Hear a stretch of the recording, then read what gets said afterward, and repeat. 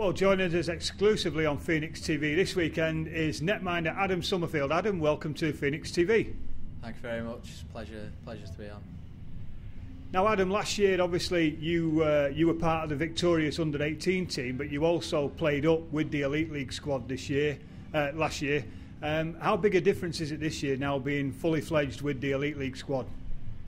It's quite a lot different. I can just focus all on the elite side and getting into training, facing the hardest shots every day, not having to change my game to different players, things like that. And in the summer, when you were, I guess, until you got the call from Tony, you were a little bit torn between whether it was going to be 18s or ENL or whatever. So how pleasing was it for you to get the call from Tony to join the Elite League squad? Oh, it was great. It definitely put my mind at rest, and I knew what I was doing really, and I didn't have to go around finding out what I was doing and doing different trainings and just getting in touch with loads of people about what I was going to do the next season and things. And obviously then the news came that Tony had signed Stephen Murphy, who along with Stevie Lyle vies for the number one spot with the GB team. How different is it playing with Stevie as it was to playing with Stephen rather than it was to playing behind Scott Fankhauser last year? It's quite a bit different. I think it's good with Stephen being the same height and almost the same weight as me. There's a lot of similarities in our gameplay, and whereas Fankhauser last year was just a lot different, bigger, and it was quite hard, but still good to work with him at the same time.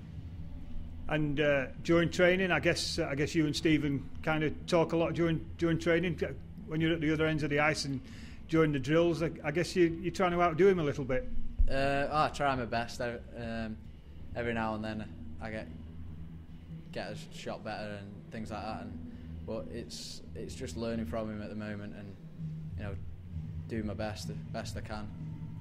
You mentioned up front there about the difference in the power of the shooting between the under-18s and the Phoenix Elite League players, the professionals.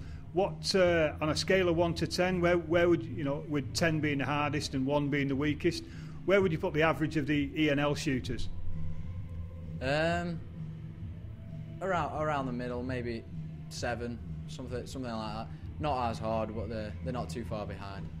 So if the under-18s and ENL shooters are about a 7, where does that put the professionals in terms of speed and power?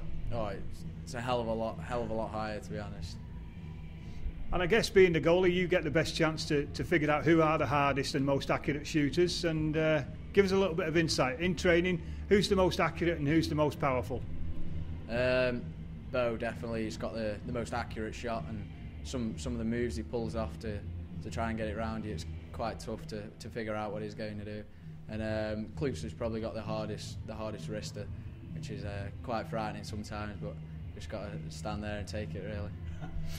You mentioned David Beauregard there. Obviously, I guess the key thing we've all noticed in David, when he takes his penalty shots, he seems to have plenty of tricks in his bag, and obviously in training you come up against those.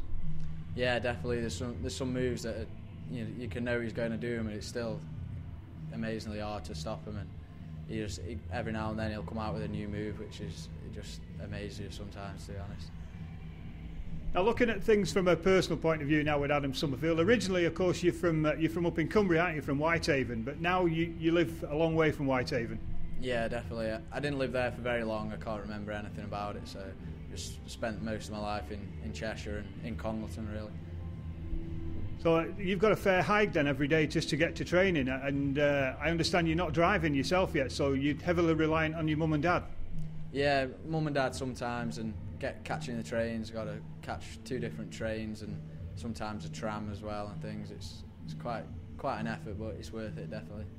Well, that's a tremendous show of dedication from you to because you must obviously when the school holidays are on and the team are on the ice at 8:30 in the morning, you must be leaving home somewhere around 6 o'clock. Yeah, it's quite tough dragging myself out of bed, and sometimes it takes quite a lot of help from my mum and dad, but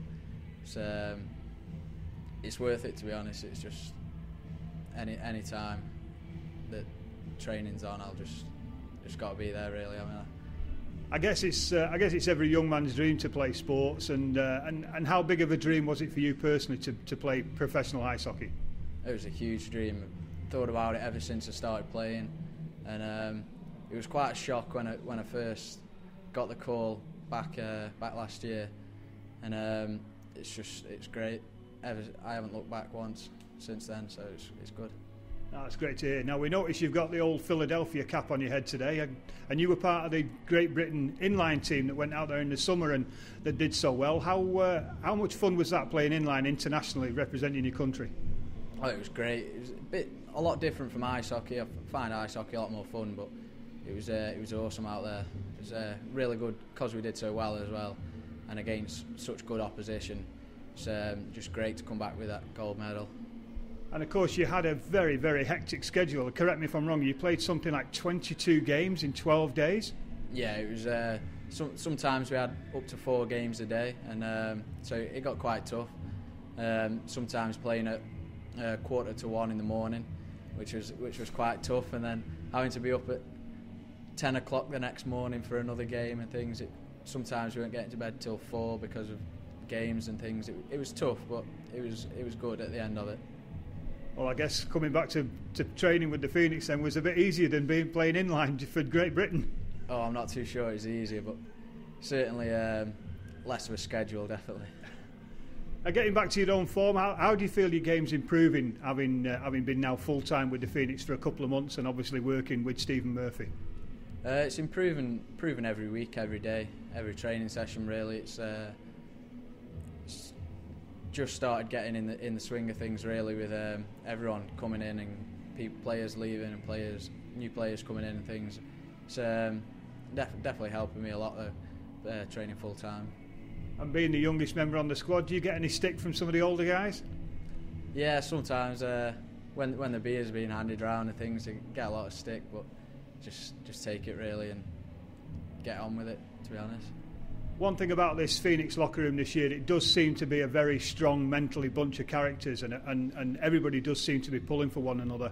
And I guess that's got to rub off even on yourselves. It must be difficult for you, sitting on the bench most nights watching Stephen and the rest of the guys play. But we do seem a very, very together bunch of guys this year.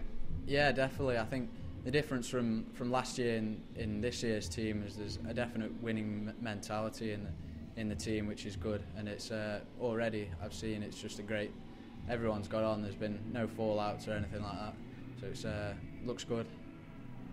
Well, that's tremendous to hear from Adam Summerfield, and we wish you the very best for this season with the Phoenix. Adam, good luck with the Phoenix, good luck with your inline hockey if that carries on, and many thanks for joining us here exclusively on Phoenix TV. Thank you very much.